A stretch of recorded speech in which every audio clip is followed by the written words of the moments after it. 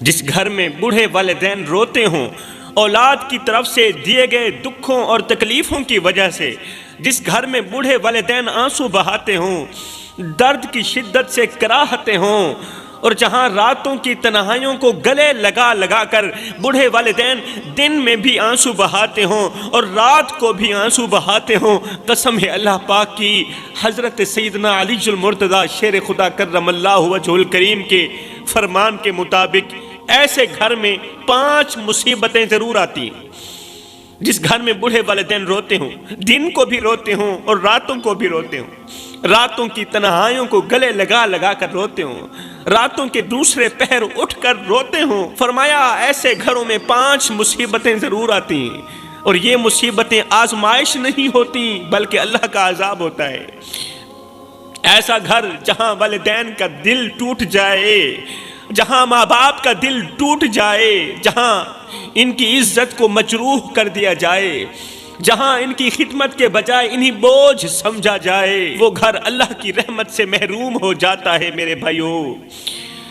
ایسے گھروں میں خوشیاں ماند پڑ جاتی ہیں، سکون ختم ہو جاتا ہے، اور ہر کام میں رکاوٹیں اور مسائل جنم لینے لگتے ہیں۔ حضرت سیدنا علی المرتضیٰ شیر خدا کرم اللہ وجہہ الکریم کے فرمان کے مطابق جو اولاد والدین کو ستاتی ہے، والدین کو رلاتی ہے، ان کی بے عزتی کرتی ہے، ان کی خدمت نہیں کرتی، ان کے آنسوں کو نظر انداز کر دیتی ہے، وہ نہ صرف دنیا میں مشکلات کا سامنا کرتی ہے بلکہ آخرت میں بھی سخت سزا کی مستحق بنتی ہے۔ اللہ اکبر۔ رسول کریم صلی اللہ علیہ وآلہ وسلم نے فرمایا صحابہ، والدین اگر راضی ہوں تو اللہ راضی ہوتا ہے، ماں باپ اگر راضی ہوں تو اللہ راضی ہوتا ہے، اور اگر والدین ناراض ہوں تو اللہ بھی ناراض ہو جاتا ہے، پھر اللہ خفا ہو جاتا ہے۔ اگر اللہ کو راضی کرنا چاہتے ہو تو سب سے پہلے والدین کو راضی کرو۔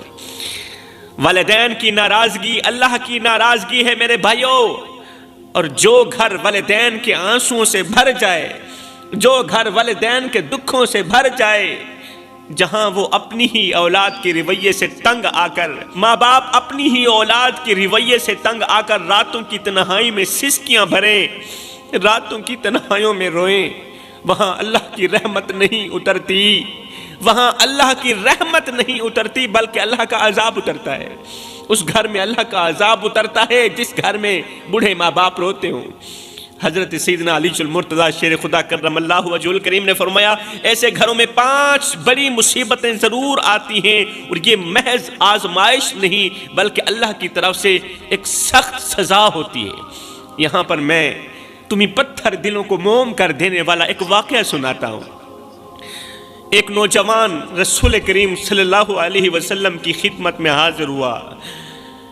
ایک نوجوان میرے کریم نبی کی خدمت میں حاضر ہوا، عرض کی یا رسول اللہ، میرا باپ میرا مال خرچ کر لیتا ہے، مجھ سے پوچھتا تک نہیں، آپ میرے باپ کو بلا کر اس کو کہو کم از کم مجھ سے پوچھ تو لیا کرے۔ رسول کریم صلی اللہ علیہ وسلم نے فرمایا جاؤ اپنے باپ کو لے کر آؤ، میں اس سے پوچھتا ہوں کہ آخر وہ تجھ سے کیوں نہیں پوچھتا، بغیر پوچھے تیرا مال کیوں خرچ کر دیتا ہے۔ نوجوان فوراً اپنے باپ کے پاس پہنچا، کہنے لگا ابا، رسول کریم نے آپ کو بلایا ہے، رسول کریم کی عدالت لگی ہے، اپنی عدالت میں آپ کو بلایا ہے۔ بوڑھے باپ کے قدم جسے زمین نے جکڑ لیے ہوں، بوڑھے باپ کا دل لرز اٹھا، آنکھوں میں بے چینی تیرنے لگی۔ وہ سمجھ گیا کہ رسول کریم کی عدالت میں بیٹے نے میری شکایت کر دی۔ لرزتے ہاتھوں سے سوٹی سنبھالتے ہوئے کامتے قدموں کے ساتھ رسول کریم صلی اللہ علیہ وسلم کی پاک بارگاہ میں اپنے قدم بڑھائے۔ یہ بوڑھا شخص رسول کریم صلی اللہ علیہ وسلم کی پاک بارگاہ کی طرف اپنے قدم بڑھا ہی رہا تھا، ابھی راستے میں ہی تھا کہ ادھر سے حضرت جبریل علیہ السلام رسول کریم صلی اللہ علیہ وسلم کی خدمت میں حاضر ہوئے اور عرض کی یا رسول اللہ، اللہ فرما رہا ہے کہ اس نوجوان کے باپ سے کہو جو ابھی راستے میں ہے، آپ تک پہنچا نہیں ہے، جب وہ آپ کے پاس پہنچ آئے تو اسے کہنا کہ اے بندے، جو اشعار تو نے راستے میں اپنے دل ہی دل میں پڑے ہیں نا، پہلے وہ اشعار سناؤ۔ اس نوجوان کے باپ کو کہنا اے اللہ کے نیک بندے، راستے میں آتے ہوئے تو نے جو دکھ بھرے اشعار اپنے دل میں پڑھے ہیں نا، وہ اشعار ہمیں سناؤ۔ اب جبریل علیہ السلام واپس چلے گئے۔ وہ بوڑھا شخص اپنے بیٹے کے ساتھ جیسے ہی رسول کریم صلی اللہ علیہ وسلم کی خدمت میں حاضر ہوا تو آقا کریم نے شفقت بھری نظر اس بوڑھے پر ڈالی اور فرمایا، اے اللہ کے بندے، تیرا فیصلہ بعد میں کریں گے، پہلے جو اشعار تو نے اپنے دل میں آتے ہوئے پڑھے تھے نا، دل میں کہے نا، وہ اشعار ہمیں سناؤ۔ یہ سن کر بوڑھے باپ کی آنکھوں میں آنسو بھر آئے، اس کی آواز کانپنے لگی، آنکھیں برس رہی تھیں، دل زخموں سے چور چور تھا۔ باپ نے روتے ہوئے رسول کریم صلی اللہ علیہ وسلم کو وہ دکھ بھرے اشعار سنائے۔ وہ اشعار عربی زبان میں تھے، ان کا ترجمہ کچھ یوں تھا۔ باپ نے کہا، اے میرے بیٹے، جب تو پیدا ہوا تھا میں نے اپنی ذات کے لیے جینا چھوڑ دیا۔ میری نیند، میری بھوک، میری خوشیاں، سب کچھ تیرے لیے تھا۔ میری خوشی بھی تیرے لیے تھی، میری نیند بھی تیرے لیے تھی۔ میں دن میں محنت کرتا، رات کو تجھے تھام کر سوتا تھا، پورا دن کڑکتی دھوپ میں تتی ریت کے اوپر کمزور سے کندھے پر بوریاں لاد لاد کے دن رات ایک کر کے محنت مزدوری کرتا کہ مجھے کچھ ملے نہ ملے، میرے بیٹے کو روٹی کا ٹکڑا مل جائے۔ میں پورا دن محنت کرتا، رات کو تجھے تھام کر سوتا، تجھے گلے لگا کر سوتا۔ جب میں تجھے گلے لگاتا تھا تو میری ساری تھکاوٹ دور ہو جاتی تھی۔ بیٹا، تیری ہلکی سی آہٹ پر میں جاگ جاتا تھا۔ جب تجھے بخار آتا تھا نا تو میں پوری رات تیرے سرہانے بیٹھا رہتا تھا۔ جب تو کروٹ بدلتا تھا تو میں اللہ تعالیٰ سے ڈھیروں دعائیں کرتا تھا کہ اللہ کہیں میرے بیٹے کو کچھ ہو نہ جائے۔ بیٹا، تو گود میں تھا، میں اس وقت بھی تیرے لیے پریشان تھا اور میں آج بھی تیرے لیے پریشان ہوں، میں آج بھی تیرے لیے فکر میں ہوں۔ بیٹا، جب تجھے بخار آتا نا تو میں رات بھر تیرے سرہانے بیٹھا رہتا تھا، تیرے ماتھے پر ہاتھ رکھتا ہوا تیری سانسیں گنتا رہتا تھا اور اللہ سے دعائیں کرتا رہتا تھا کہ یہ بیماری مجھے لگ جائے، میرے بیٹے کو کچھ نہ ہو، اللہ یہ بیماری مجھے لگا دے۔ بیٹا، میں تیرے دکھوں کو اپنے دکھ سمجھتا رہا، میں تیری بیماری کو اپنی بیماری سمجھتا رہا، اللہ سے دعائیں کرتا تھا، اللہ یہ بیماری مجھے لگا دے، میرے بیٹے کو آزاد کر دے اس بیماری سے۔ بیٹا، میں اپنی نیندیں تجھ پر قربان کرتا رہا، مگر آج تو کہتا ہے کہ میں تیرے مال کو کیوں خرچ کرتا ہوں؟ بیٹا، تیرے رونے پر میں روتا تھا، میں وہ باپ ہوں، تیری آہ پر میری آہ نکلتی تھی، تیری ہائے پر میری ہائے نکلتی تھی، تیری چیخ پر میرا دل لرز جاتا تھا۔ جب تو بیمار ہوتا میں دوڑ دوڑ کر کبھی ادھر کو بھاگتا کبھی ادھر کو بھاگتا، تیرے لیے دوا لاتا۔ جب تو بھوکا ہوتا میں اپنے منہ سے نوالا نکال کر تیرے منہ میں ڈالتا۔ جب میں تجھے بھوکا دیکھتا تھا تو میں بیماری کے ہونے کے باوجود بھی، بیمار ہونے کے باوجود بھی، کمزور ہونے کے باوجود بھی، میں لاغر ہونے کے باوجود بھی محنت مزدوری کے لیے نکل جاتا تھا، پھر وزنی بھاری بوریاں اپنے کندھے پر لاتا تھا، صرف اس سوچ کی بنیاد پر کہ مجھے کچھ ملے نہ ملے، میرے شہزادے کو روٹی کا ٹکڑا مل جائے۔ میں نے اپنی ضرورتوں کو بھلا دیا، اپنی خواہشات قبرستان میں دفن کر دی، صرف اس لیے کہ میرا بیٹا خوش رہے۔ میں اپنے بیٹے کے چہرے پر خوشی دیکھنا چاہتا ہوں، مسکراہٹ دیکھنا چاہتا ہوں۔ بیٹا، تو بچہ تھا، میں جوان تھا، میں اپنی رگوں سے خون نکالتا رہا، تیری رگوں میں ڈالتا رہا، میں اپنی سانسیں گھٹاتا رہا، تجھے زندگی دیتا رہا، اپنے منہ سے نوالا نکالتا رہا، تجھے کھلاتا رہا۔ تجھ میں جوانی بھرتی گئی، مجھ سے بڑھاپا جوانی چھنتا گیا، یہاں تک کہ آج تو طاقتور ہو گیا اور میں کمزور ہو گیا، آج تو عزت دار ہو گیا اور میں بے عزت ہو گیا۔ ہائے ہائے، دربار میں خاموشی چھائی ہوئی تھی۔ یہ بڑھا شخص دکھ بھرے اشعار سنا رہا تھا، دربار میں خاموشی چھا گئی، ہر آنکھ اشک بار ہو چکی تھی۔ رسول کریم صلی اللہ علیہ وسلم نے نوجوان کی طرف دیکھا، وہ نوجوان جو زمین پر نظریں گاڑے ہوئے کھڑا تھا، اس کے چہرے پر شرمندگی کے آثار تھے، بیٹے کے ہونٹ کانپ رہے تھے، آنکھیں آنسوں سے لبریز تھی۔ باپ نے کہا، بیٹا، جب تو چھوٹا تھا میں تجھے اپنے باہوں میں لیے پھرتا تھا، آج جب میں بوڑھا ہو گیا ہوں تو میرے کندھے پر ہاتھ رکھنے کے بجائے مجھے بوجھ سمجھنے لگا ہے، میری پچھلی قربانیوں کو بھول چکا ہے۔ بیٹا، جب تو چل نہیں سکتا تھا میں نے تجھے انگل پکڑ کر چلنا سکھایا، آج جب میں لرزتے قدموں سے چلتا ہوں، آج جب میں کمزور قدموں سے چلتا ہوں تو پیچھے مڑ کر دیکھنا بھی گوارا نہیں کرتا۔ بیٹا، میں تیری ہنسی کے لیے راتوں کو جاگتا رہا، تیری مسکراہٹ کے لیے راتوں کو جاگتا رہا، اپنی نیندیں قربان کرتا رہا، اپنی خوشی قربان کرتا رہا۔ آج جب میری آنکھوں میں جھریاں آئیں تو نے مجھے سہارا دینا بھی چھوڑ دیا۔ بیٹا، تیرے رونے پر میری دنیا لرز جاتی تھی، آج میری آنکھوں میں آنسو ہیں اور تجھے کوئی فرق نہیں پڑ رہا۔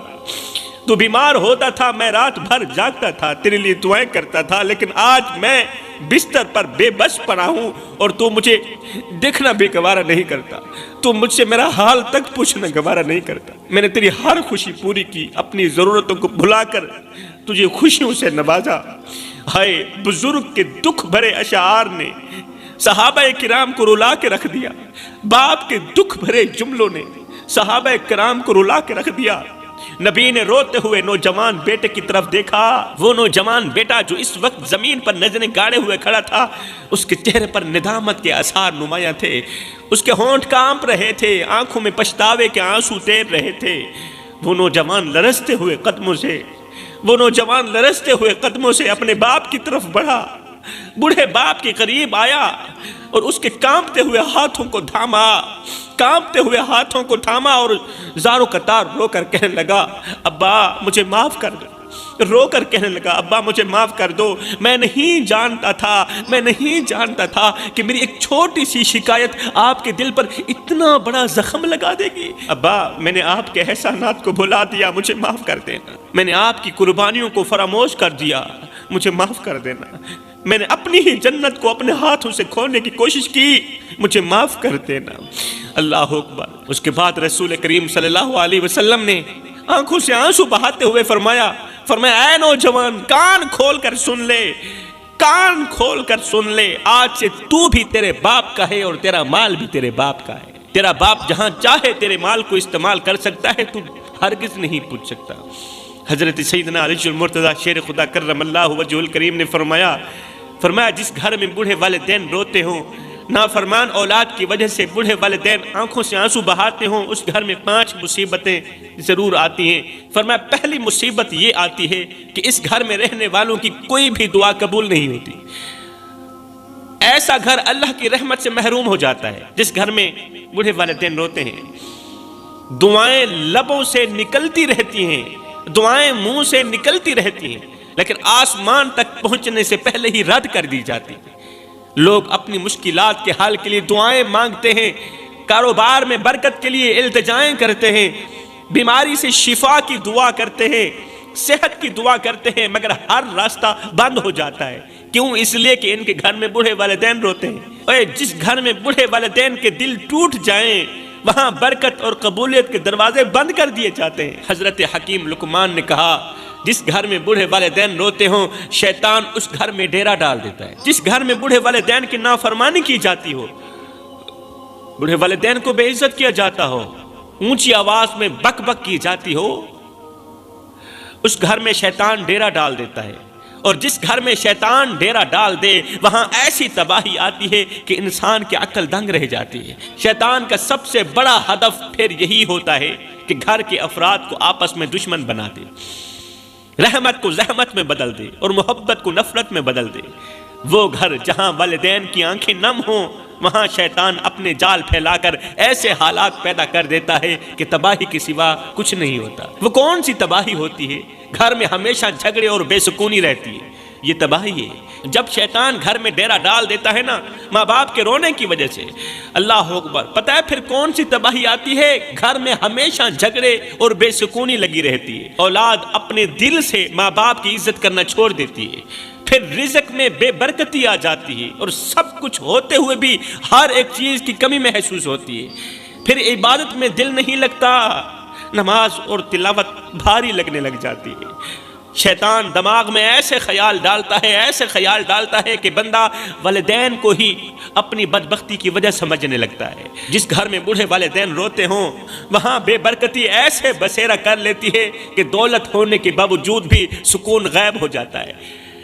پھر گھر میں دولت بھی ہوتی ہے، مال بھی ہوتا ہے، لیکن سکون نہیں ہوتا، اس لیے کہ اس دولت میں برکت نہیں ہے، کھانے میں لذت نہیں رہتی، اور زندگی ایک عجیب بے چینی میں گزرنے لگتی۔ حضرت علی فرماتے ہیں ایسے گھروں میں بیماریاں، ذہنی دباؤ، ناگہانی آفات دروازہ کھٹکھٹانے کے بجائے اندر ہی بسیرا کر لیتی ہیں۔ ہر کام میں رکاوٹ، ہر قدم پر پریشانی اور ہر لمحے بے سکونی کا سامنا لگا رہتا ہے، کیونکہ والدین کی آہیں، والدین کی تڑپ زمین پر نہیں گرتی، والدین کے آنسو زمین پر نہیں گرتے بلکہ عرش الہی کا دروازہ جا کھٹکھٹاتے ہیں اور اللہ سے اپنی بات منوا کر ہی دم لیتے ہیں۔ خدا را میرے بھائیو، والدین کو اتنا مت ستاؤ کہ وہ اللہ کے سامنے تمہارا نام لے کر رو پڑیں۔ خدا پاک کی عزت کی قسم، اگر وہ اللہ کے سامنے تمہارا نام لے کر رو پڑے تو یاد رکھنا یہ تمہارے لیے سب سے بڑا مسئلہ بن جائے گا، بہت بڑا مسئلہ بن جائے گا۔ تم ایسی بیماری میں، ایسی مصیبت میں پھنس جاؤ گے کہ نکلنے کا کوئی راستہ نہیں ملے گا، کیونکہ اللہ کا ترازو صرف انصاف ہی تولتا ہے، یہ تو آپ جانتے ہوں گے نا۔ اگر تم نے کسی کو دکھ دیا، کسی کے دل کو زخمی کیا، کسی کے بڑھاپے میں اسے بے یار و مددگار چھوڑ دیا، تو کیا تمہیں لگتا ہے کہ تم ساری زندگی چین سے گزار پاؤ گے، سکون سے گزار پاؤ گے؟ ہرگز نہیں۔ وقت کا پہیہ گھومتا ہے، جو بو گے وہی کاٹو گے، اور جب مکافات عمل آئے گا نا تو تمہیں احساس ہوگا کہ والدین کے آنسو کتنے بھاری ہوتے ہیں۔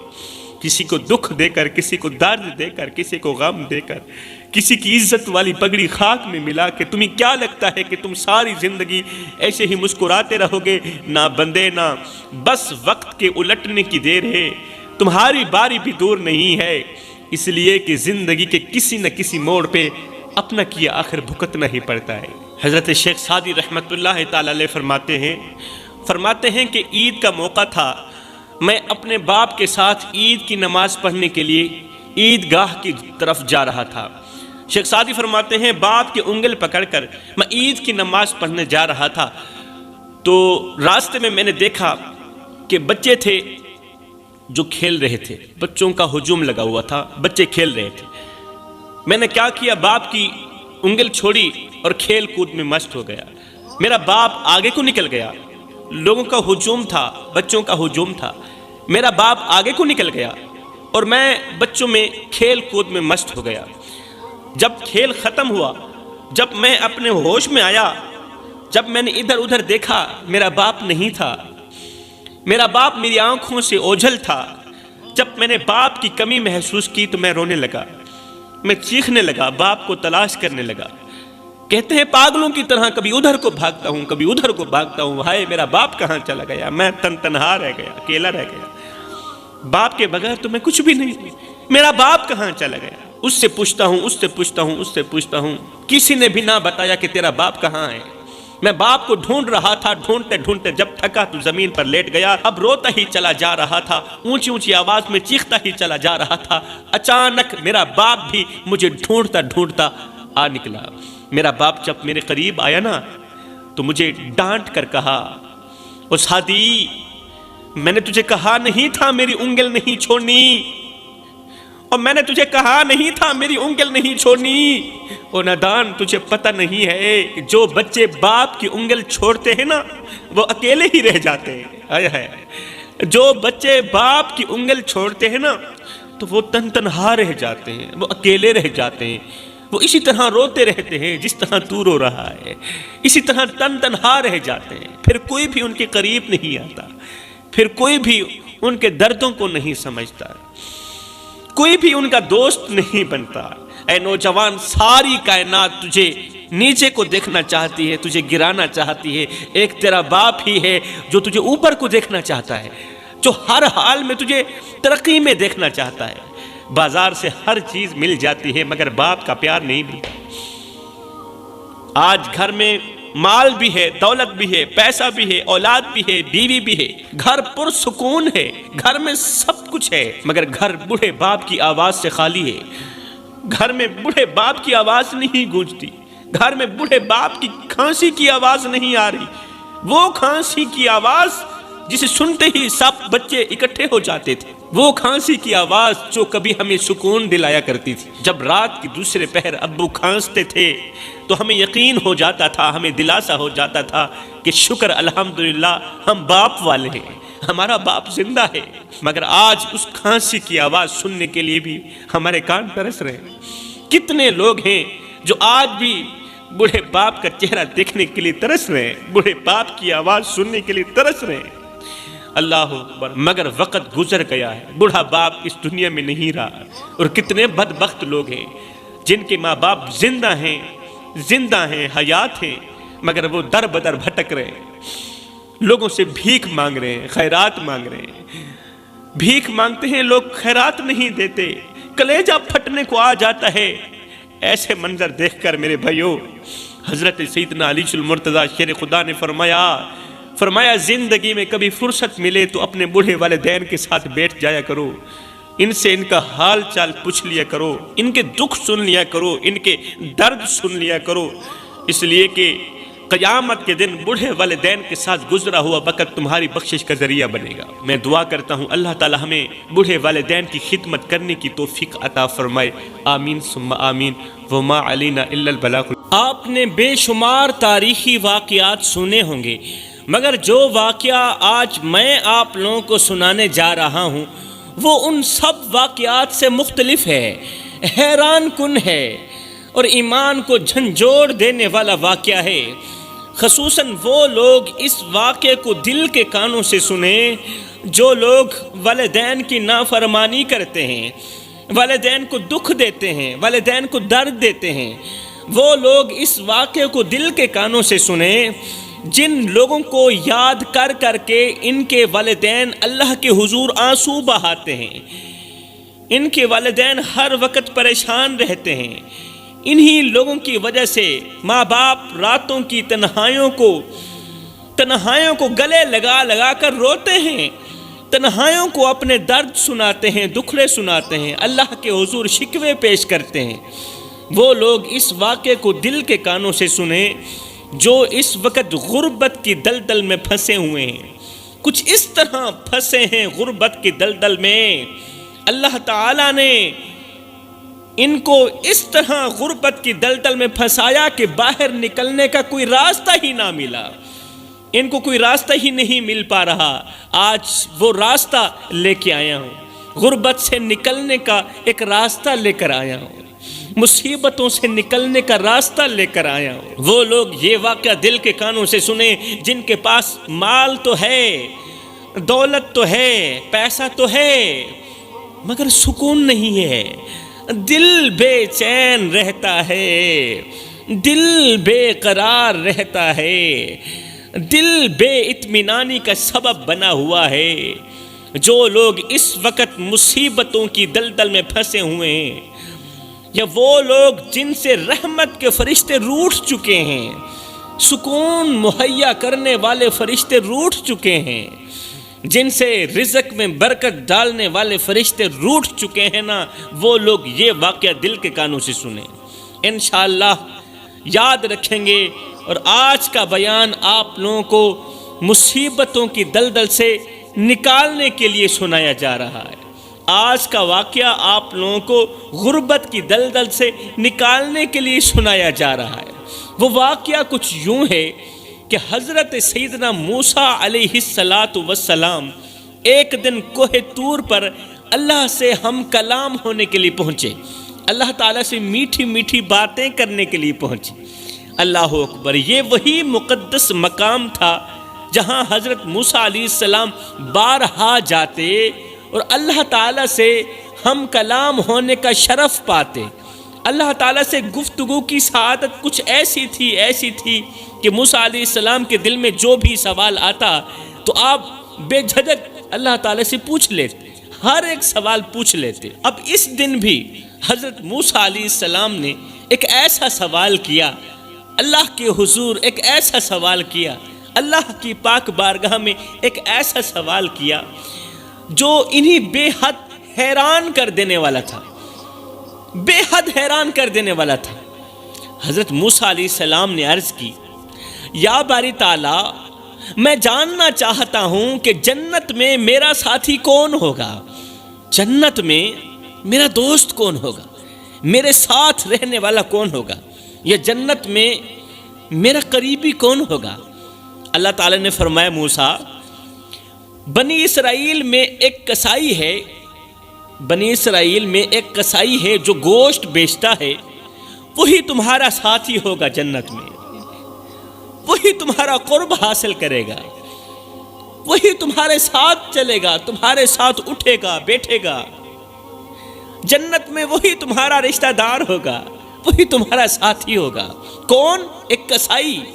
یہ سن کر حضرت موسیٰ علیہ السلام کو تعجب ہوا، آپ حیران ہوئے، کیونکہ وہ تو اللہ کے نبی تھے، ایک رسول جن پر اللہ نے وحی نازل کی، جنہیں بنی اسرائیل کی رہنمائی کے لیے چنا گیا رہنمائی کرنے کے لیے، بنی اسرائیل تک اللہ کا پیغام بھیجنے کے لیے جنہیں چنا گیا، ان کے ساتھ تو جنت میں کوئی نبی ہوتا، کوئی ولی ہوتا، کوئی عبادت گزار ہوتا، کوئی عابد ہوتا، زاہد ہوتا، مگر ایک کسائی، وہ بھی حضرت موسیٰ علیہ السلام کے ساتھ جنت میں رہے گا۔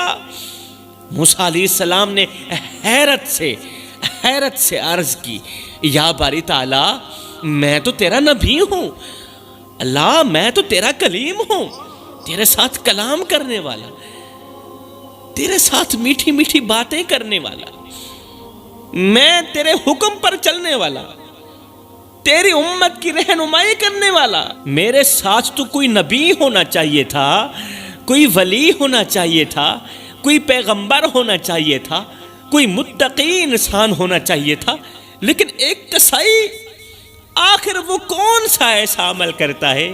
اللہ، چلو کسائی ہی صحیح، اتنا بتا دے کہ آخر وہ کسائی گوشت بیچنے والا آخر ایسا کون سا عمل کرتا ہے کہ اسے یہ بلند درجہ حاصل ہوا، یہ بلند مقام ملا، بتا تو صحیح، آخر وہ تیرا کسائی بندہ کون سا ایسا عمل کرتا ہے، میں اس عمل سے آگاہ ہونا چاہتا ہوں۔ اللہ تعالیٰ نے فرمایا، موسیٰ، ابھی تم واپس گھر چلے جاؤ، وقت آئے گا تو میں تمہیں اس کسائی کے بارے میں بتا دوں گا، وقت آنے دو، سب کچھ پتہ چل جائے گا۔ اللہ کا حکم سنتے ہی حضرت موسیٰ علیہ السلام واپس اپنے گھر چلے گئے، لیکن موسیٰ علیہ السلام کے دل میں یہ سوال مسلسل گردش کر رہا تھا کہ آخر وہ کسائی کون ہے اور کون سا ایسا عمل کرتا ہے جو اسے ایک نبی کا ساتھی بنایا گیا، نبی بھی موسیٰ جیسا، موسیٰ کلیم جیسا۔ چند دن گزرے ہی تھے کہ حضرت موسیٰ علیہ السلام ایک سفر کے لیے نکلے۔ آپ نے دیکھا کہ راستے میں ایک عورت ہے جو زار و قطار رو رہی۔ موسیٰ علیہ السلام سفر کی طرف جا رہے ہیں، راستے میں ایک عورت زار و قطار رو رہی تھی، آنکھوں میں آنسو، چہرے پر دکھ کے آثار۔ حضرت موسیٰ علیہ السلام اس عورت کے قریب پہنچے اور پوچھا، اے اللہ کی بندی، بتا تو صحیح، تو کیوں رو رہی ہے؟ تیرے رونے کی وجہ کیا ہے؟ تیرے چہرے پر گھبراہٹ کے آثار ہیں، پریشانیوں کے آثار ہیں، بتا تو صحیح، تو کیوں رو رہی ہے؟ عورت نے جلدی سے اپنے آنسو پوچھے اور کہا، اے اللہ کے نبی، ایک بات تو بتائیں، کیا آپ کوہ طور پر جا رہے ہیں؟ اے اللہ کے نبی، کیا آپ کوہ طور پر جا رہے ہیں؟ کیا آپ اللہ سے ہم کلام ہونے کے لیے جا رہے ہیں؟ موسیٰ علیہ السلام نے فرمایا، ہاں، میں اپنے رب سے ہم کلام ہونے کے لیے جا رہا ہوں۔ عورت نے بے چینی سے کہا، بے صبری سے کہا، اے اللہ کے نبی، میں برسوں سے دعا کرتی چلی جا رہی ہوں، میں برسوں سے دعا کر رہی ہوں، سجدوں میں گڑ گڑا کر روتی ہوں، راتوں کو جاگ جاگ کر اللہ سے معافی مانگتی ہوں، مگر اللہ میری سنتا ہی نہیں، مگر میری دعا قبول نہیں ہوتی، اے اللہ کے نبی، میں بے اولاد ہوں۔ آپ جانتے ہوں گے کہ ایک بے اولاد عورت کیا مانگتی ہے، وہ اولاد کے سوا کچھ نہیں مانگتی۔ میرے نصیب میں اولاد نہیں کیا؟ میں دن رات اللہ سے دعائیں کرتی ہوں، اللہ مجھے اولاد عطا کر، کیا میرے نصیب میں اولاد نہیں لکھی گئی؟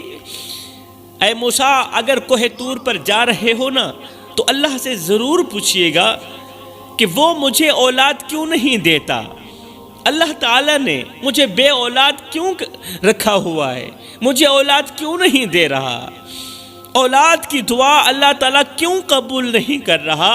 اللہ تعالیٰ سے ضرور پوچھئے گا۔ میں آخر کب تک اس آزمائش میں رہوں گی، کب تک بے اولادی کی پریشانی میں رہوں گی؟ اللہ تعالیٰ سے ضرور پوچھے گا۔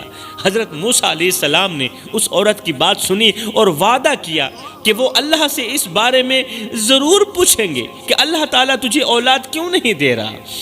اب جیسے ہی حضرت موسیٰ علیہ السلام کوہ طور پر پہنچے اور اللہ تعالیٰ سے مناجات کرنے لگے، بات چیت کرنے لگے، تو اس عورت کا ذکر کرتے ہوئے حضرت موسیٰ علیہ السلام نے کہا، یا باری تعالیٰ، تیری ایک بندی برسوں سے اولاد کے لیے دعا مانگ رہی ہے، برسوں سے اولاد کے لیے دعا مانگ رہی ہے، آج وہ فریاد کر رہی تھی کہ اس کا نصیب کیوں خالی ہے، اس کے دامن میں اولاد کیوں نہیں آ رہی، آخر اس کی دعا قبول کیوں نہیں ہوتی، اس کی دعا قبولیت کے دروازے تک کیوں نہیں پہنچتی، اس کی دعا قبولیت کے دروازے تک جانے سے پہلے رد کیوں کر دی جاتی ہے؟ اللہ نے فرمایا، میرے موسیٰ، میں نے اس عورت کے نصیب میں اولاد نہیں لکھی، جا کر اسے کہہ دینا کہ تمہاری تقدیر میں اولاد نہیں لکھی گئی۔ موسیٰ، جا کر اس عورت کو کہہ دینا کہ دعا مانگنے کی کوئی ضرورت نہیں ہے، تمہارے نصیب میں، تمہاری تقدیر میں اولاد نہیں لکھی گئی۔ حضرت موسیٰ علیہ السلام واپس لوٹے اور اس عورت کو پیغام دیا کہ اے اللہ کی بندی، میں نے تیرے بارے میں اللہ سے پوچھا تھا، اللہ نے فرمایا کہ تیرے نصیب میں اولاد نہیں لکھی گئی۔ یہ سن کر وہ عورت تڑپ اٹھی، چیخ کر رونے لگی، آسمان کی طرف ہاتھ اٹھا کر کہنے لگی، یا اللہ، آخر میرے نصیب میں یہ محرومی کیوں ہے میرے نصیب میں یہ محرومی؟ میں نے تیری عبادت میں کبھی کوتاہی نہیں کی، میں نے کبھی حرام نہیں کھایا، میں نے ہمیشہ تیرا ذکر کیا، پھر بھی میں اولاد سے محروم رہوں گی، آخر کیوں؟ وہ عورت روتی رہی، اللہ سے شکوے کرتی رہی، تڑپتی رہی، مگر اللہ تعالیٰ کی طرف سے کوئی جواب نہ آیا۔ کچھ دن اور گزرے، وہ عورت اپنے گھر میں بیٹھی ہوئی تھی، وہی بے اولاد عورت اپنے گھر میں اپنے شوہر کے ساتھ بیٹھی تھی، دل میں وہی اداسی، وہی غم کہ کاش میری بھی اولاد ہوتی، میرے گھر میں بھی بچے کھیلتے۔ اچانک ایک فقیر اس کے دروازے پر آیا، عورت کے دروازے پر ایک فقیر مسافر آیا، اس کا چہرہ نورانی تھا، آنکھوں میں عاجزی تھی، جسم پر سادہ لباس، جیسے کوئی مسافر لگتا ہو۔ وہ دروازے پر آیا، رک کر بولا، اے اللہ کی بندی، کچھ کھانے کے لیے ہے تو دے دو، میں 2 دن کا بھوکا ہوں، مسافر ہوں، اللہ کے نام پہ ایک روٹی مانگتا ہوں، اگر ہے تو دے دو۔ فقیر کی آواز سنتے ہی وہ عورت جلدی سے اٹھی، گھر کے برتنوں میں دیکھا، ایک روٹی رکھی ہوئی تھی، برتنوں کے اندر ایک روٹی رکھی ہوئی تھی۔ عورت نے بسم اللہ پڑھتے ہی وہ روٹی اللہ والے کے ہاتھ میں دے دی، بسم اللہ پڑھتے ہی وہ روٹی اللہ والے کے ہاتھ میں دے دی اور کہا، اے اللہ کے نیک بندے، دعا کرنا کہ میرا رب مجھ پر رحم کرے اور میری جھولی اولاد سے بھر دے۔ اے اللہ کے نیک بندے، اے مسافر، میں نے سنا ہے کہ مسافروں کی دعا رد نہیں ہوتی، میں نے سنا ہے مسافروں کی دعا ہر حال میں قبول ہوتی ہے، میں نے سنا ہے جب کوئی مسافر تمہارے دروازے پر آئے تو حسب استطاعت مسافر کو کھانا دینا، مسافر کو پانی دینا، اور جب مسافر گھر سے روانہ ہونے لگے، تمہارے گھر سے جانے لگے، تو اسے ڈھیروں دعاؤں کے ساتھ رخصت کرنا، اور ہاں جاتے جاتے ان سے کوئی دعا ضرور لے لینا۔ اے مسافر، میں تم سے دعا لینا چاہتی ہوں، دعا کرنا کہ میرا رب مجھ پر رحم کر دے اور میری جھولی میں بھی اولاد ڈال دے، مجھے بھی صاحب اولاد کر دے۔ اللہ والے نے مسکرا کر دعا دی، مسافر نے مسکرا کر دعا دی کہ اے عورت، اللہ تجھے 7 بیٹے عطا کرے۔ اللہ والے نے جاتے ہوئے مسکراتے ہوئے دعا دی، اے عورت، اللہ تجھے 7 بیٹے عطا کرے۔ مسافر کی بات، مسافر کی دعا عورت نے کوئی زیادہ سنجیدگی سے نہ لی، کیونکہ موسیٰ علیہ السلام اللہ کے نبی تھے۔ موسیٰ نے کہہ رکھا تھا کہ تیری تقدیر میں اولاد نہیں لکھی ہوئی۔ موسیٰ کی بات اٹل ہے، وہ حق بولتے ہیں، سچ بولتے ہیں، اور ایسا ہی تھا، اس کی تقدیر میں اولاد لکھی ہوئی بھی نہیں تھی۔ لیکن جب اللہ والے نے اسے دعا دی نا، اے عورت، اللہ تجھے 7 بیٹے عطا کرے، تو اللہ والے کی یہ بات عورت نے کوئی زیادہ سنجیدگی سے نہ لی۔ چند دن کے بعد اس عورت کے پیٹ میں عجیب سی حرکت محسوس ہونے لگی۔ کچھ دن گزر رہے تھے کہ اسے کسی دائی نے کہا، اے عورت، تو حاملہ ہو گئی ہے۔ وقت گزرتا گیا میری قوم کے نوجوانوں، اور ایک وقت وہ بھی آیا جب اس بے اولاد عورت نے 1 نہیں 2 نہیں بلکہ 7 بیٹے جنم دیے۔ 7 بیٹے میرے اللہ نے عطا کیے۔ کئی سال گزر گئے، بیٹے بڑے ہو گئے۔ ایک دن حضرت موسیٰ علیہ السلام کا اسی راستے سے گزر ہوا۔ وہی عورت جس کے چہرے پر کبھی مایوسی تھی، آج اس کی پیشانی چمک رہی تھی، ہاتھوں میں خوشیوں کی روشنی تھی، ہاتھوں میں بچے تھے۔ جیسے ہی حضرت موسیٰ علیہ السلام اس کے قریب پہنچے تو وہ عورت دوڑتی ہوئی حضرت موسیٰ علیہ السلام کے پاس آئی اور کہنے لگی، اے اللہ کے نبی، آپ نے تو کہا تھا میرے نصیب میں اولاد نہیں لکھی ہوئی، مگر دیکھیں یہ میرے 7 بیٹے ہیں، یہ کہاں سے آئے ہیں؟ یہ میرے ہی بیٹے ہیں، بتاؤ کس نے دیے؟ اللہ نے دیے۔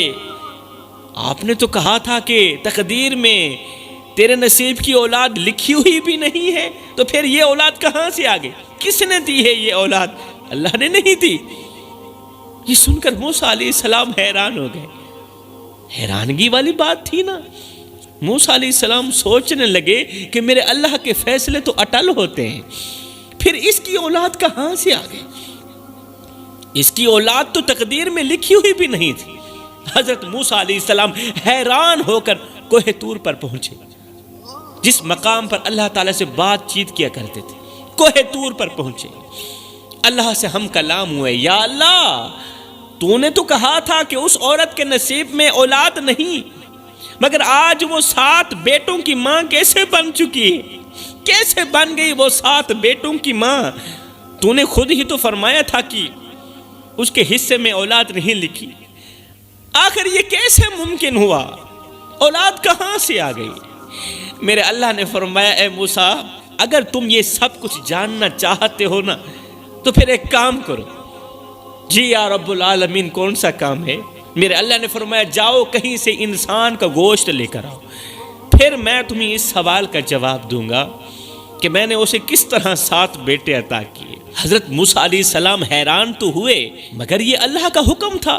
موسیٰ علیہ السلام فوراً ایک تھالی اور ایک چھری لے کر اپنی قوم کے لوگوں کے پاس گئے۔ موسیٰ علیہ السلام قوم کے لوگوں کے پاس گئے اور کہا، اے بنی اسرائیل، اللہ نے مجھے انسان کا گوشت لے کر آنے کا حکم دیا ہے۔ میرے اللہ کو انسان کے گوشت کی ضرورت پڑ گئی ہے۔ اللہ نے حکم دیا ہے کہ میں انسان کا گوشت لے کر آؤں۔ کیا تم میں سے کوئی ہے جو اپنے جسم سے گوشت کا ایک ٹکڑا دے سکے؟ کیا تم میں سے کوئی ہے جو اللہ کے نام پر، میرے اللہ کے نام پر، اپنے جسم سے گوشت کا ایک چھوٹا سا ٹکڑا دے سکے؟ یہ سنتے ہی سب لوگ خوف زدہ ہو گئے، خوف زدہ ہو کر انہوں نے موسیٰ علیہ السلام کی یہ بات سننا گوارا ہی نہ کی سرے سے۔ ایک ایک کر کے سب لوگ وہاں سے چلے گئے، کسی نے بھی اپنے جسم کا گوشت دینے پر رضامندگی ظاہر نہ کی۔ حضرت موسیٰ علیہ السلام پریشان ہو گئے۔ جب بنی اسرائیل کے لوگ ایک ایک کر کے واپس چلے گئے، جواب دے گئے کہ ہمارے پاس گوشت نہیں ہے، تو تو موسیٰ علیہ السلام پریشان ہو گئے. انہوں نے سوچا، اللہ کے نبی نے سوچا اگر گوشت نہ ملا تو میں اللہ کے حکم کی تعمیل کیسے کروں گا. حضرت موسیٰ علیہ السلام مایوس ہو کر کوہ طور کی طرف جا رہے تھے کہ اچانک پیچھے سے ایک فقیر نے آواز دی، اے اللہ کے نبی، میں آپ کو بہت زیادہ پریشان دیکھ رہا ہوں. اے اللہ کے نبی، آپ بہت زیادہ پریشان دکھ رہے ہیں، کیا معاملہ ہے؟ حضرت موسیٰ علیہ السلام نے کہا، اللہ نے مجھے انسان کا گوشت لانے کا حکم دیا تھا بھائی. اللہ نے کہا تھا کہ مجھے انسان کے گوشت کی ضرورت ہے، جاؤ کسی انسان کا گوشت لے کر آؤ. اللہ نے مجھے انسان کا گوشت لانے کا حکم دیا ہے، مگر میں نے پوری قوم میں سے ہر ایک سے گوشت مانگا، ہر ایک چھوٹے سے لے کر بڑے تک ہر ایک آدمی سے گوشت مانگا، سب نے انکار کر دیا، سب نے انکار کر دیا. کسی نے بھی اللہ کے نام پر گوشت دینا گوارا نہیں کیا، لہٰذا گوشت تو نہیں ملا. اب میں خالی ہاتھ واپس جا رہا ہوں، سوچ رہا ہوں کہ اللہ کو کیا جواب دوں گا، اللہ کو کیا جواب دوں گا کہ کسی نے بھی تیرے نام پر گوشت دینا گوارا نہیں کیا. ہائے، پھر کیا ہوا؟ یہ سن کر وہ بزرگ فقیر رک گیا. بزرگ فقیر مسکرایا، مسکراتے ہوئے ایک چھری نکالی اور اپنے جسم سے گوشت کا ایک ٹکڑا کاٹ کر، بزرگ تھا، کمزور تھا، اپنے جسم سے گوشت کا ایک ٹکڑا کاٹ کر حضرت موسیٰ علیہ السلام کے ہاتھ میں دے دیا اور خود خاموشی سے وہاں سے چلا گیا. چپ، اور خود خاموشی سے وہاں سے چلا گیا، چپ ہو کر چلا گیا. اللہ اکبر. حضرت موسیٰ علیہ السلام حیران رہ گئے، حیران رہ گئے. پھر خوش بھی ہوئے کیونکہ اللہ کے حکم کی تعمیل ہو گئی تھی، خوش بھی ہوئے. حضرت موسیٰ علیہ السلام اللہ کے حکم کی تعمیل کے لیے اس گوشت کو لے کر فوراً کوہ طور کی طرف روانہ ہوئے، فوراً کوہ طور کی طرف روانہ ہوئے اور اللہ کے حضور عرض کی، یا باری تعالیٰ، میں انسان کا گوشت لے کر حاضر ہوں. اللہ، مجھے انسان کا گوشت مل گیا ہے. میں نے اپنی قوم کے ہر ایک فرد سے گوشت مانگا مگر سب نے انکار کر دیا، کوئی بھی تیار نہ ہوا. مگر ایک بزرگ فقیر نے کمزور سے آدمی نے جیسے ہی تیرا نام سنا نا تو فوراً اپنے جسم کا گوشت کاٹ کر میرے حوالے کر دیا. جیسے ہی بزرگ فقیر نے تیرے جیسے رب کا نام سنانا، اللہ کا نام سنانا، اس نے کہا، اچھا میرے رب کو گوشت کی ضرورت پڑ گئی ہے، آؤ نا میں دیتا ہوں گوشت. اس نے چھرا مارا، بوٹی نکال کر دے دی. اللہ، میں گوشت لے کر حاضر ہوں. اللہ، تیرے نام پر کسی نے بھی گوشت کا ٹکڑا دینا گوارا نہ کیا. خالی ہاتھ مایوسی کے عالم میں واپسی کی طرف آ رہا تھا. ایک بزرگ فقیر نے جب مجھے دیکھا، پریشان حال دیکھا، تو اس نے کہا، موسیٰ، یہ کیسے ہو سکتا ہے میرے رب کو گوشت کی ضرورت ہو اور میں اپنی جان پیاری کروں؟ یہ کیسے ہو سکتا ہے؟ اب اللہ کا فرمان سنی. اللہ نے فرمایا، اے موسیٰ، میں نے مانگا تو گوشت ہی تھا اور وہ گوشت آپ کے جسم میں بھی تھا، وہ گوشت تیرے جسم میں بھی تھا. گوشت کے لیے کسی اور کے پاس جانے کی ضرورت ہی نہیں تھی. میں نے انسانی گوشت مانگا تھا اور وہ انسانی گوشت تمہارے اندر بھی موجود تھا. اب اگر تم غور کرو موسیٰ، اب اگر تم غور کرو تو تمہارے سوال کا جواب مل چکا ہے. اللہ نے فرمایا، اے موسیٰ، وہ جو میرے نام پہ اپنے جسم کی ایک ایک بوٹی قربان کرنے کے لیے تیار ہے، موسیٰ، وہ بزرگ، وہ فقیر جو میں رب کے نام پہ اپنے جسم کی ایک ایک بوٹی قربان کرنے کے لیے تیار ہے، کیا میں اس فقیر کی دعا سے ایک بے اولاد عورت کو 7 بچے بھی نہیں دے سکتا؟ اللہ اکبر. موسیٰ، وہ فقیر جو میں رب کے نام پہ اپنے جسم کی ایک ایک بوٹی قربان کرنے کے لیے تیار ہے، کیا میں رب ہو کر فقیر کی دعا سے ایک بے اولاد عورت کو 7 بچے بھی نہیں دے سکتا؟ کیا میں اس فقیر کے کہنے پر لکھی گئی تقدیر نہیں مٹا سکتا؟ جو میرے لیے اپنا وجود مٹا سکتا ہے، جو فقیر میرے لیے اپنا وجود مٹا سکتا ہے، میں اس کے لیے لکھی گئی تقدیر کیوں نہیں مٹا سکتا؟ کیوں نہیں مٹا سکتا؟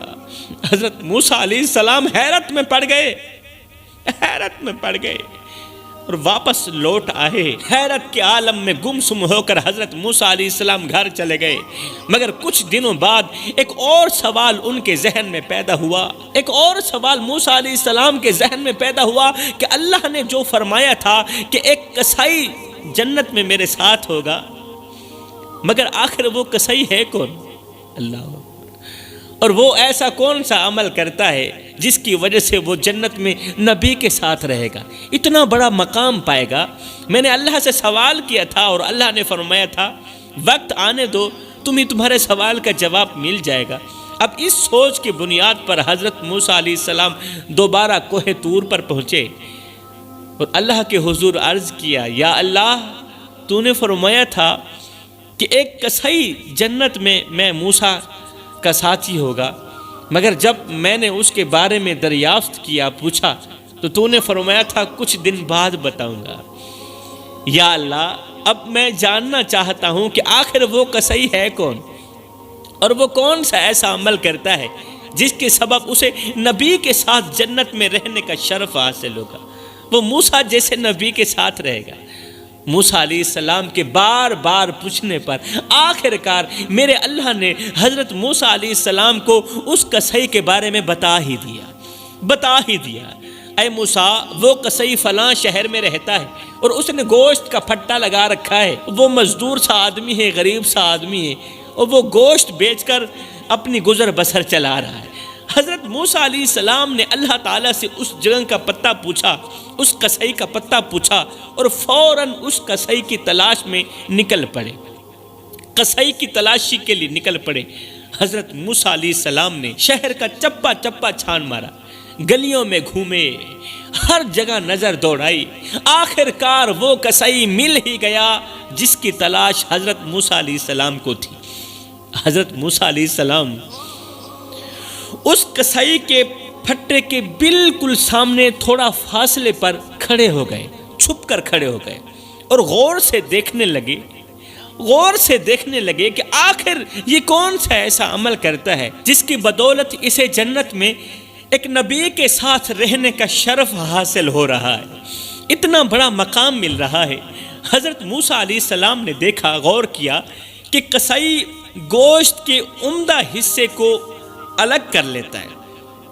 گوشت بیچنے والا کسائی جب دیکھتا ہے نا کہ یہ گوشت کا عمدہ حصہ ہے، تو وہ گوشت کے عمدے حصے کو، اچھے حصے کو، صاف ستھرے حصے کو الگ کر لیتا ہے۔ مطلب جو بہترین بوٹیاں ہوتی ہیں نا، وہ ایک طرف کر کے اسے چھپا کر رکھ دیتا ہے۔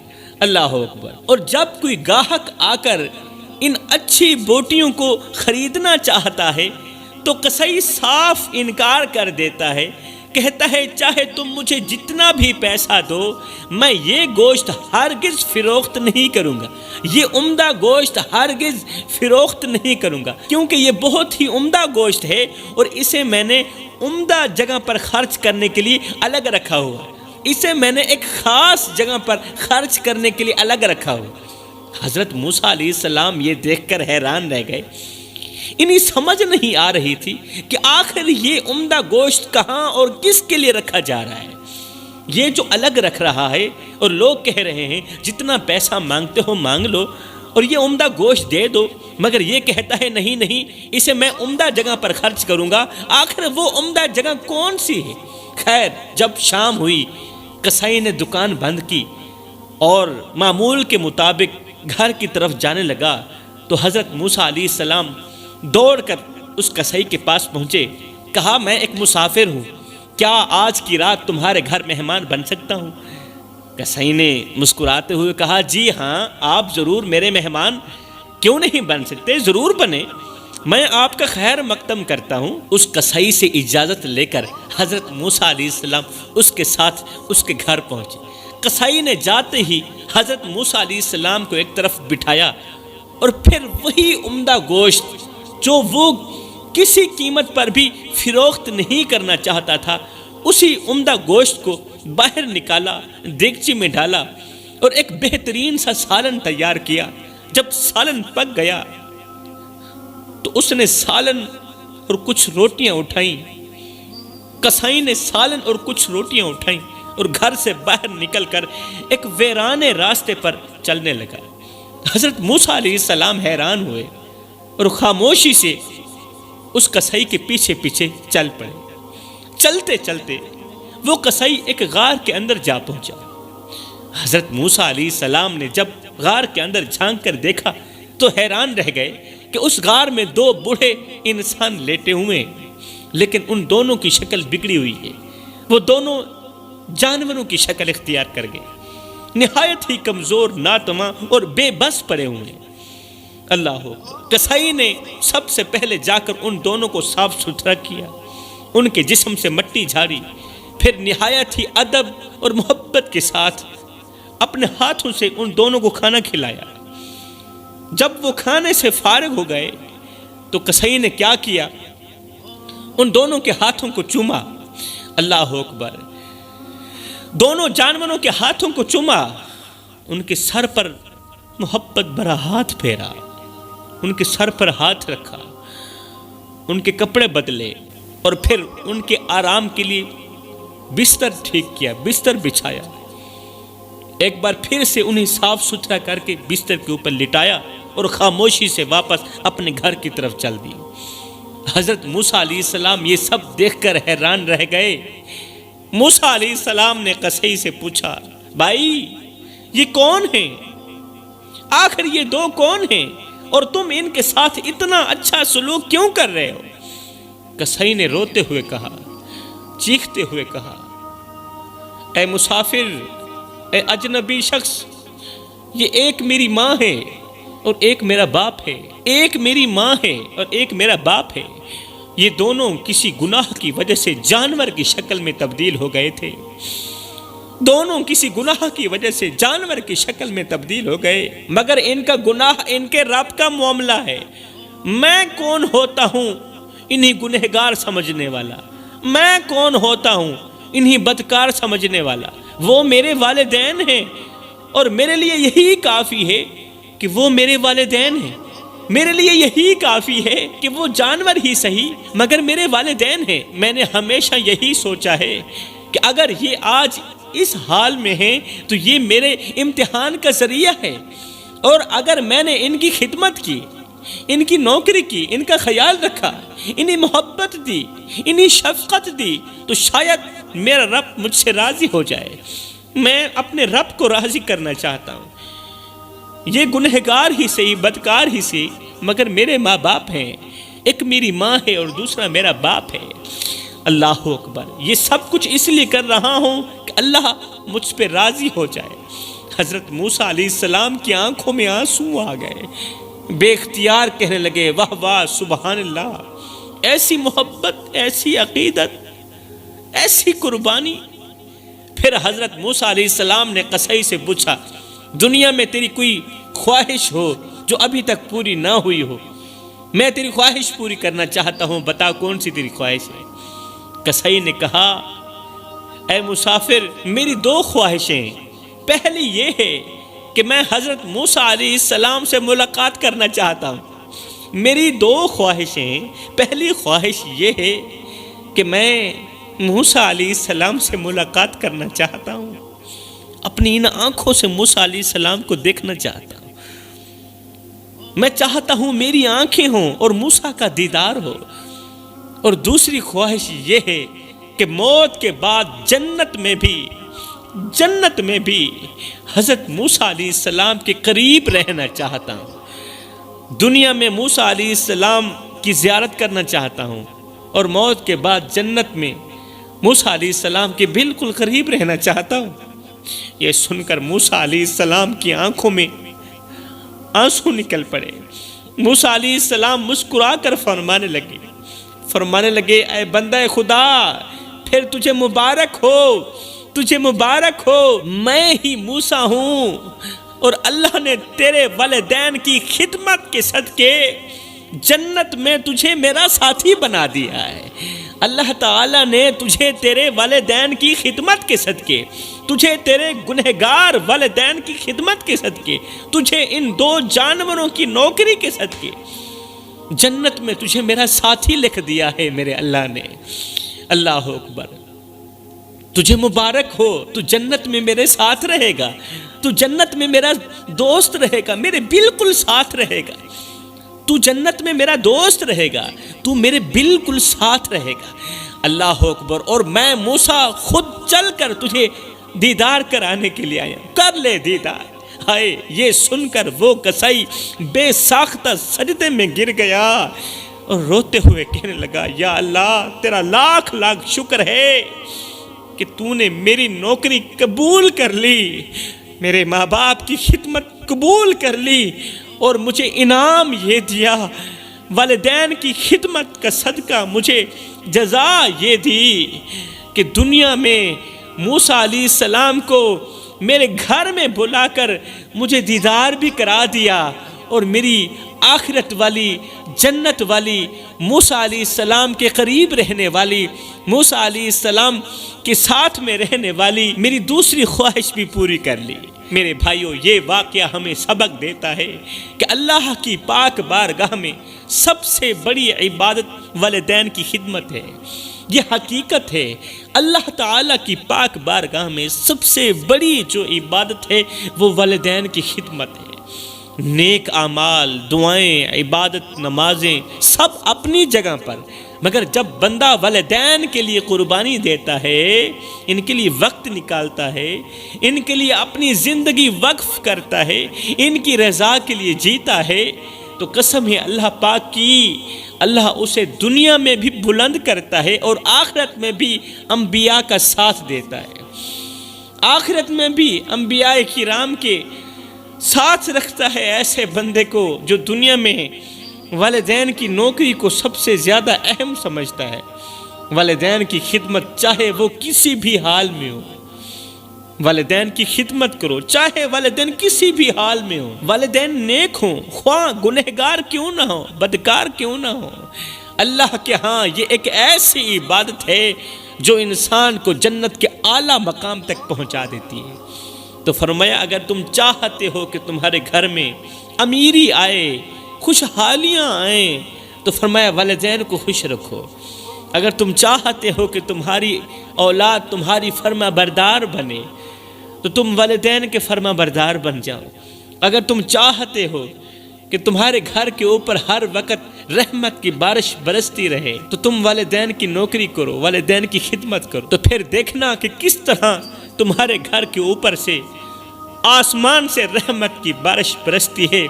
پھر اللہ تعالیٰ تمہیں اس قدر رزق عطا کرے گا، اس قدر رزق عطا کرے گا کہ بڑے بڑے امیر، بڑے بڑے بادشاہ تمہاری قسمت پر رشک کرتے رہیں گے۔